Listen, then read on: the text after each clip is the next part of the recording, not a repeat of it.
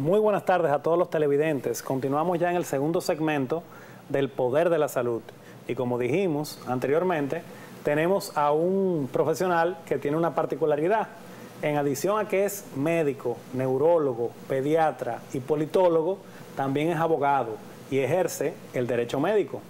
Y hoy vamos a conversar un tema súper interesante sobre los aspectos legales de la medicina. Muy buenos días, doctor.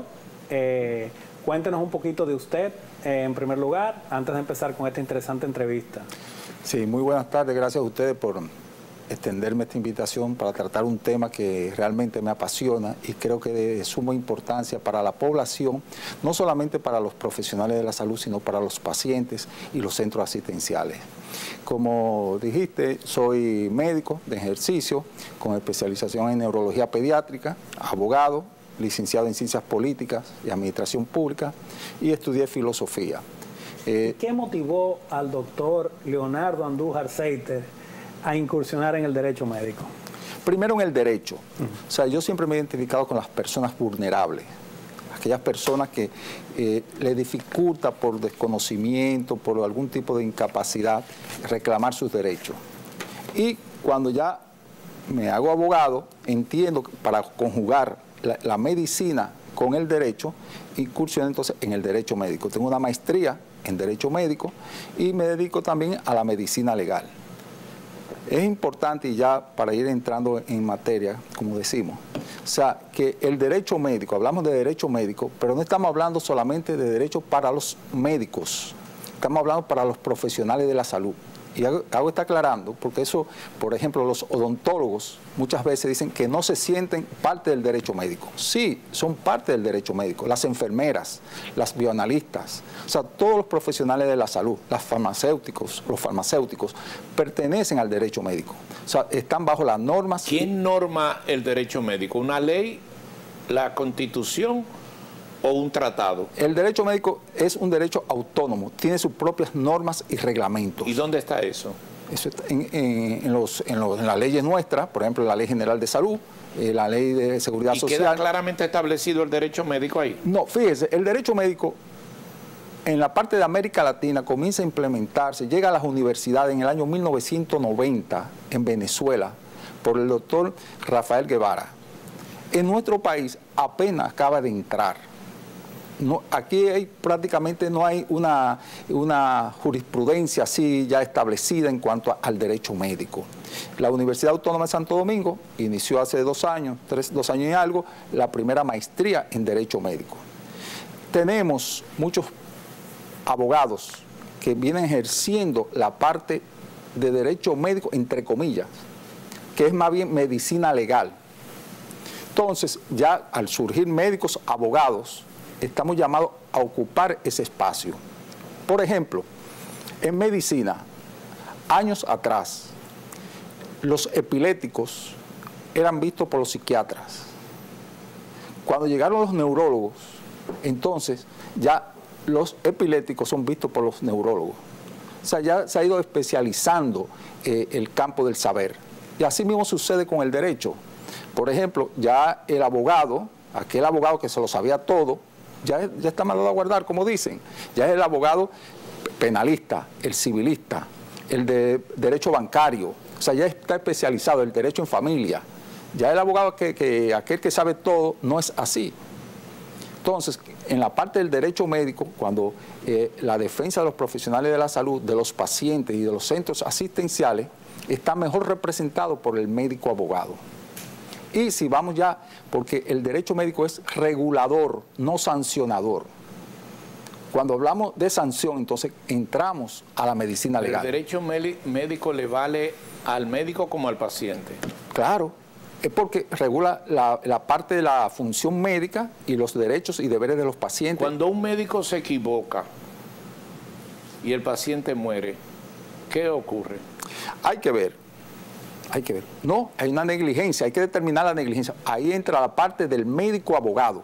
El abogado que se dedica al derecho médico, a la medicina legal, no es médico, no sabe determinar la falta, conoce lo procesal. Pero ¿qué pasa? Para usted conseguir una sanción en los tribunales, usted tiene que demostrar la falta. ¿Y cómo se demuestra una falta en un tribunal? Una falta que el médico lo único que tiene que aducir es que fue una emergencia. No hay forma. Primero, la prueba 1A. ¿Cuál? El expediente clínico. La 1B, bueno, si hubo muerte, la 1A sería entonces la autopsia. Esas son las pruebas fundamentales. Por ejemplo, cuando me llega un cliente y yo lo escucho, porque para los pacientes... ¿A usted le llegan muchos clientes? Llegan, hay muchas inconformidades. Ah, pero de pacientes. No de personas buscando demandar. Demandar a un médico. A un médico, ciertamente. Sí, eso está creciendo. No solamente lo que vemos en los medios de comunicación, eso es poco prácticamente. El colegio médico, que tiene una asociación de médicos abogados, tiene más o menos registrado unas 450 casos de demandas médicas a los profesionales de la salud. ¿Y prosperan esas demandas médicas? Vamos a ver lo que llamamos prosperar.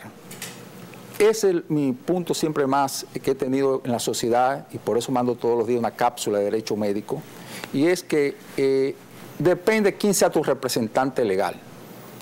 El caso comienza a ganarse tan pronto llega el paciente.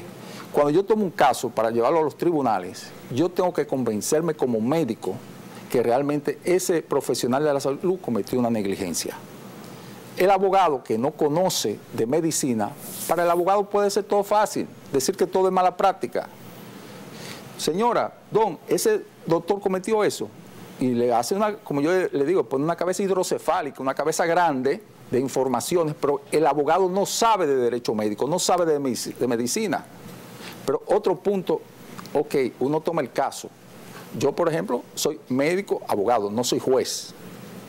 Otro punto que tiene en contra la parte de las demandas, y hay que fortalecer, y también estoy en eso, hay un ministerio público que no sabe de derecho médico. Los fiscales no saben de asesinato, de homicidio. Yo le iba a hacer esa pregunta, entonces es una desventaja. Totalmente, pero vamos más a fondo. Los jueces no son médicos. Entonces, yo abogo también por tribunales especiales. ¿Usted aboga por un tribunal formado por médicos abogados en la escuela de la judicatura? ¿Por qué? Pero eso no está en la jurisprudencia de la Suprema Corte de Justicia. No, pero podemos crear, y le voy a decir por qué. Antes, aquí no existía la jurisdicción inmobiliaria, pero las jurisdicciones surgen por la necesidad de la sociedad. Y hay tantos casos de demandas o reclamos médicos que amerita tener un área especializada. Claro que sí, ya, claro. Todos los tribunales, tanto civiles como penales, porque dependiendo del caso, el abogado... Pero entonces eso implicaría tener un tribunal conformado por médicos abogados. Exacto. Yo abogo y hasta por secretarias del tribunal que sean medio médicas o enfermeras. No necesariamente, porque el secretario lo que es un apoyo. Sí, pero fíjese, por ejemplo, existen los peritos. Bueno, pero el juez no necesita ser médico, porque están los informes, los peritos rinden su informe, ciertamente. El juez sabe leer, pero no sabe interpretar lo que ese informe de ese peritaje. Por ejemplo, un juez no sabe, por decirle algo, cambios metabólicos o acidosis respiratoria que tuvo un paciente, él no sabe cómo se corrige eso. No sabe interpretar ese informe. La autopsia, que es una prueba tan común, muchas veces los jueces no saben interpretar. Oye, entonces, ¿cómo van a decidir?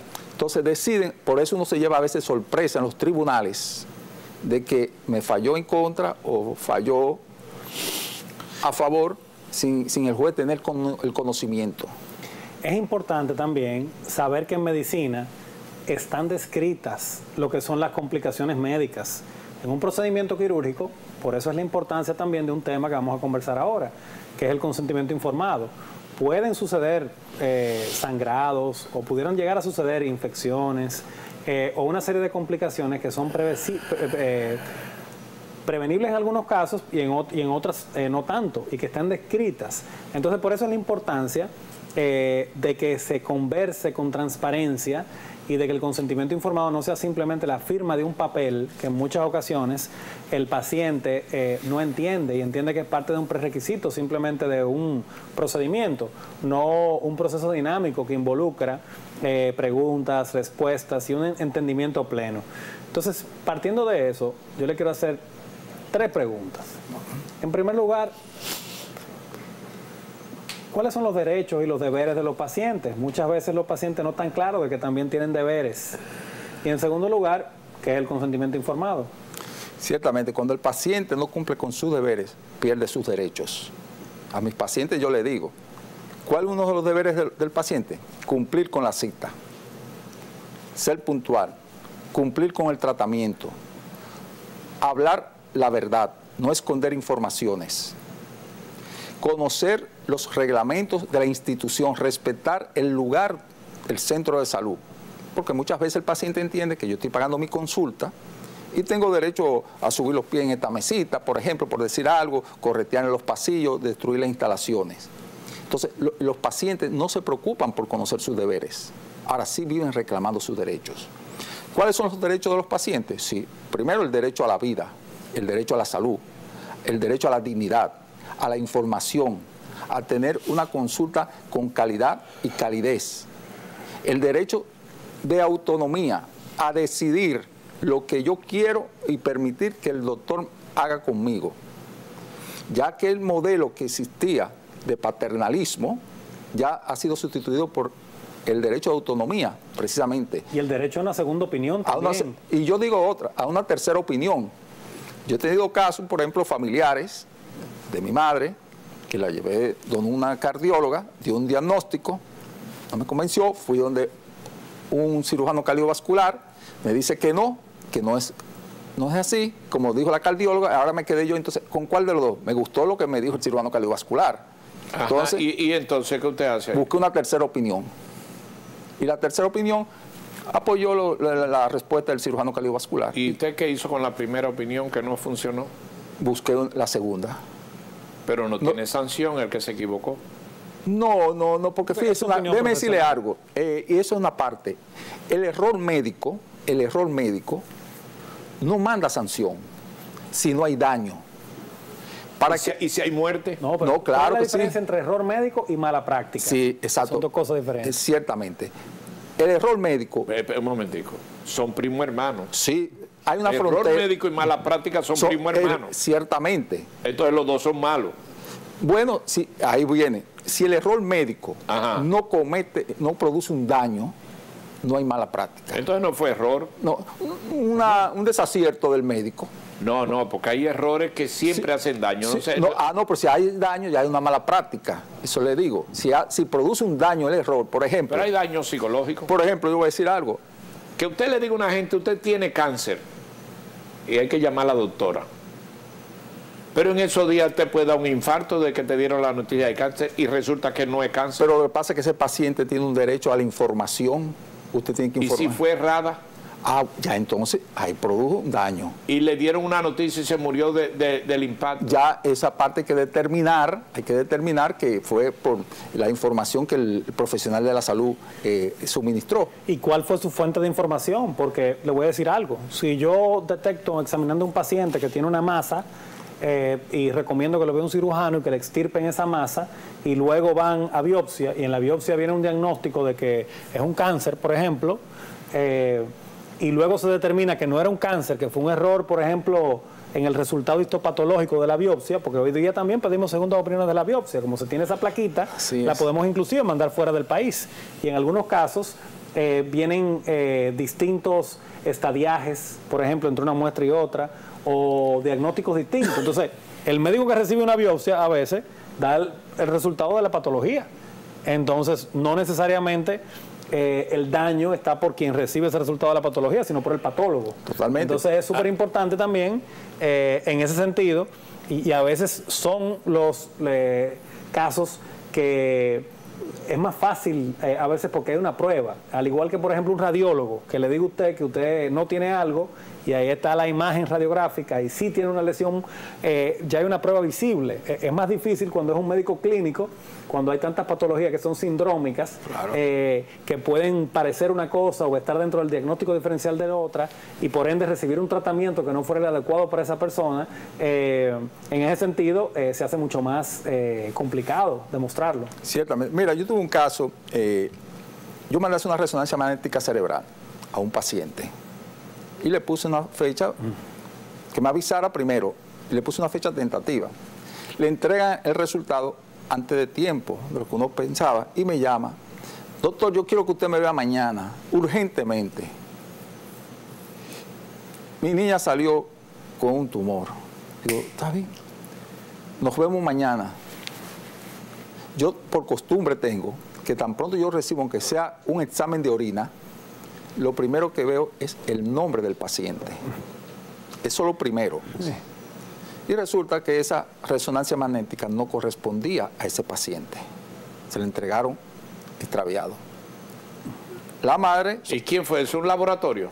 Un centro diagnóstico. ¿Un centro diagnóstico? ¿Quién? O sea, la persona que despachó... Y confundió el... O sea, y entonces... no confundió el estudio. El nombre fue de otro paciente. ¿Un estudio de otro paciente? De otro paciente. Pero eso es un error de ambas partes. Exactamente. También de que porque el estudio que no lee que el estudio... Que lo retiró. Pero también déjame decirle, tuve un caso con una farmacia, una paciente que fue a comprar un antiinflamatorio que le prescribieron, y la farmacéutica, la dependiente, le despacha un antimigraño, es un antiparkinsoniano, y le produjo efectos secundarios. Claro. ¿Eso es mala práctica? Sí. ¿Tiene sanción? Sí. ¿Cuánto coge de cárcel? No, pero espérese, lo que pasa, en ese caso, en este caso, nosotros llegamos a una conciliación con la farmacia. ¿Y qué tipo de conciliación? ¿Da dinero? Bueno, en este caso le va a reponer el daño, o sea, ella entiende que la parte remunerativa le va a resolver su problema. Pero es un paciente que es lo que quiere dinero. No, mire, déjeme decirle algo. La mayoría de las demandas médicas, lo que busca el paciente no es la parte de remuneración económica. ¿Y qué? Es una satisfacción, una respuesta a un daño que le hizo al familiar. Son pacientes buena gente, entonces. Todos somos buena gente. No. Porque hay mucha gente que lo que quiere es su dinero. No, porque fíjese, hay que estar, por ejemplo... Y los abogados lo que quieren es su dinero. Ahí viene la parte del médico abogado. Demandan al que tiene cuál. Ahí viene la parte... Y demandan al que tiene dinero. No, óigame, demandan a todos, porque en las clínicas... Sí, mire, las clínicas... Yo sentado aquí, yo tengo una tierrita por ahí, y los obreros que van dicen, ay, él tiene mucho dinero, vamos a cobrarle más, y cobran el doble. Ah, bueno, pero eso es parte de la cultura nuestra, del dominicano. Pero los abogados la tienen también. Hay una expresión autóctona nuestra que es de acuerdo el maco a la pedra. Según el maco a la pedra. Bueno, pues también, por ejemplo, las atenciones médicas. ¿Hay jurisprudencia médica de eso? Sí, las atenciones médicas en los centros de salud de clase alta. Cobran según el estatus. Eso es así. Si usted no tiene seguro... Es una barbaridad, doctor. Pero eso siempre se ha hecho así. Y usted... En el mundo, alrededor del mundo. No solo sí, exactamente. Doctor, mire este caso. Un gran amigo que tengo, le hicieron un diagnóstico de cáncer aquí en el país, de colon. Se fue a Miami. Y en Miami le dijeron, usted no tiene nada. Y vino para acá y nos bebimos un trago, hicimos una fiesta. El paciente murió en menos de un año de cáncer de colon. A donde se equivocaron fue en la segunda, allá en Estados Unidos. ¿Qué se hace en ese caso? Bueno, demandar allá, y si hubiese sido un familiar mío, yo busco la tercera opinión. Pasó algo parecido en mi familia. Pero ¿cómo va a buscar tercera opinión si él quería oír esa? Sí, pero... Porque oiga lo que pasó. Aquí le cantaron cáncer. Sí. Y él cogió para allá. No. Y allá le dijeron, usted no tiene nada. Y fue en Estados Unidos, en Miami, y dijo, wow. Y vino para acá a celebrar. Pero que la negligencia médica nace en Estados Unidos. O sea, en Europa, Estados Unidos, en países desarrollados. ¿Que hay negligencia? Sí. Pero el dominicano no cree eso. El dominicano cree que allá no se equivoca. No crea. E incluso... vienen pacientes del extranjero aquí a atenderse acá, y no solamente por la parte económica, sino por el nivel de atención que se le da al país. Usted aquí, y además ya la medicina es muy cara. Está bien, pero acá, por ejemplo, todavía, aunque hay médicos que no están dando su teléfono, su número telefónico, su celular, pero todavía aquí usted sale de la consulta del médico y usted puede comunicarse con su médico todavía, en gran mayoría de los médicos. O sea, ese contacto que tiene el médico-paciente en la relación... No se ve en Estados Unidos. No se ve, no se ve. Pero en ese sentido también hay un gran riesgo. Y es que tengo por aquí, por WhatsApp, me han hecho varias preguntas y las quiero compartir. Una de ellas es, nosotros los médicos, es un médico hablando, por ser tan serviciales y accesibles, nos exponemos. ya que muchas veces los pacientes nos hacen preguntas por WhatsApp y respondemos y podemos ser sujetos a demandas médicas. ¿Cuál es su opinión sobre eso? Ciertamente, fíjate, voy a incluir en ese capítulo la famosa teleconsulta. Estoy en contra de la teleconsulta. ¿Por qué? Y voy también dándole respuesta al doctor. ¿Por qué? Hay 4 pasos en la evaluación de un paciente, y el doctor Cambiaso conoce de esto, que es la inspección, la palpación, la auscultación y la percusión. En una teleconsulta, algo tan simple pero muy importante en un paciente es la inspección. Lo que usted ve del paciente, la piel, el rostro, eso es importante. Consulta por WhatsApp, tú no ves nada de esto. No, eso es tan frío y no te permite ni la teleconsulta. ¿Qué pasa? Si no hay ningún problema de que usted prescribió una medicación por WhatsApp, no ha pasado nada, usted es un buen médico. Mira, el doctor apareció, me dio eso. Ahora, si pasó algo, te reclama el paciente y te dice, usted no debió haberme dado esa prescripción por WhatsApp. Ahí que está, cuando surge el problema es que está. Entonces hay que cuidarse. Yo no doy consulta por WhatsApp, ni por teleconsulta. En plena pandemia yo seguía mi consulta.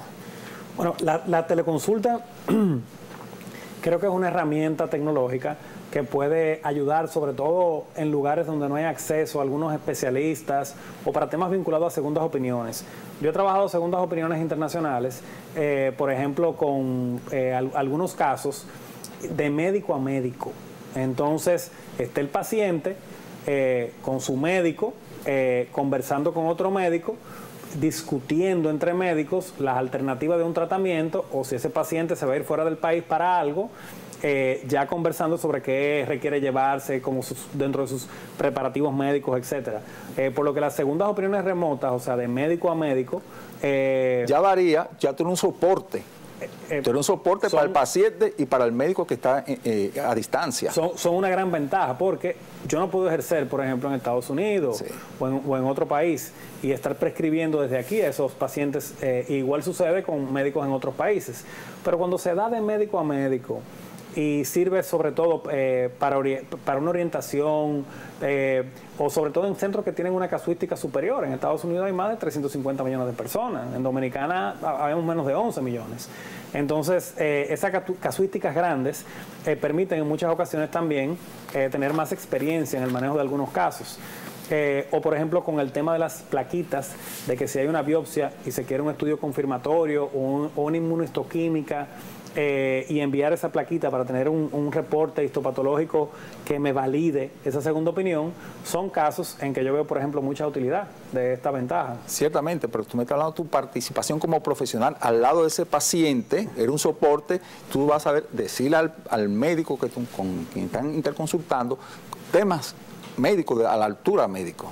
Claro. O sea, algo, dime, cuéntame, ¿cómo está la inspección en la pierna derecha, izquierda? Bueno, ya tú sabes, conoces, mira, no, la coloración está de esta manera, no, el pulso está, no está. O sea, es diferente. Así sí, ya hay un soporte. Pero esa consulta abierta, sí, como aquí se dio, por ejemplo, en la pandemia, que se puso en boga esto, yo describí en mi cápsula de Derecho Médico que estaba en contra de esto, que el médico se estaba sometiendo a un riesgo mayor de ser demandado.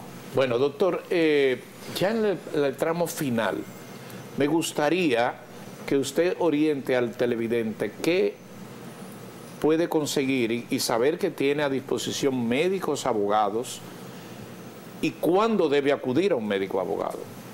Okay. ¿Y por qué debe acudir? Okay. Siempre... O sea, es para orientarlo, que ya la gente sepa, viendo el programa, que tiene una herramienta que la gran mayoría desconocía.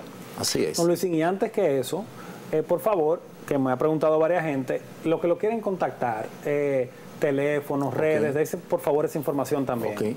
Mi celular es 809-910-5404 y en las redes estoy como Leonardo Andújar Saiter, tanto en Facebook, en Instagram, o sea que aparece. Incluso hay una página de Derecho Médico en Facebook.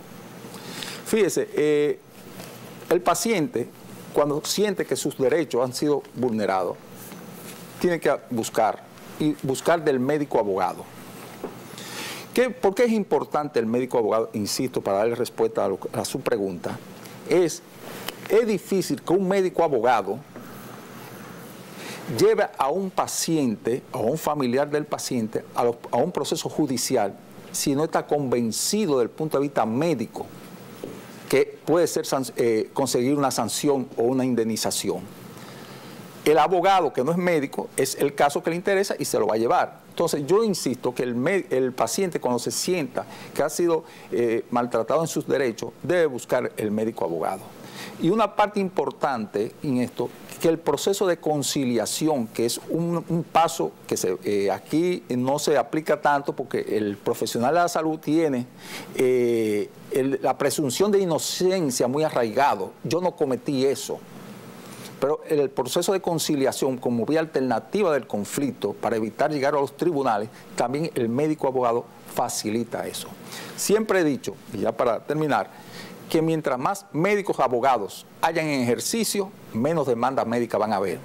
¿Por qué? Porque difícilmente dos médicos abogados representando a cada parte no puedan ponerse de acuerdo. Y así evitan los conflictos, esa carga emocional costoso que representa para los pacientes. Bueno, doctor, yo quiero también agregar algo, y es que un especialista en derecho médico no debe de buscarse solamente cuando hay un conflicto. A la hora de elaborar un consentimiento informado de una manera apropiada, no después que hay un problema, a la hora de elaborar un contrato, por ejemplo, es sumamente importante contar con ese expertise. Inclusive, en muchos de los contratos internacionales que firmamos con mucha frecuencia, se estila también hablar sobre la cláusula arbitral, definir el lugar donde se va a dirimir un conflicto y sobre todo con métodos de resolución alternativa de conflictos, como son la mediación, el arbitraje, la conciliación, etcétera, que también tiene la ventaja de que brinda en muchas ocasiones una respuesta más expedita que los mecanismos judiciales convencionales y que también resguarda la confidencialidad en caso que se pueda vincular inclusive la marca país que con atención médica internacional. Entonces también es otro tema interesantísimo, el mundo de lo que es el arbitraje y también lo que sería el derecho médico preventivo. Doctor, muchísimas gracias por su participación en El Poder de la Salud. Ha sido un placer. Gracias a ustedes. Y este espacio queda siempre abierto y a su disposición. Muchísimas gracias. Gracias por invitarme. Gracias. Un placer. Gracias. Regresamos en breve.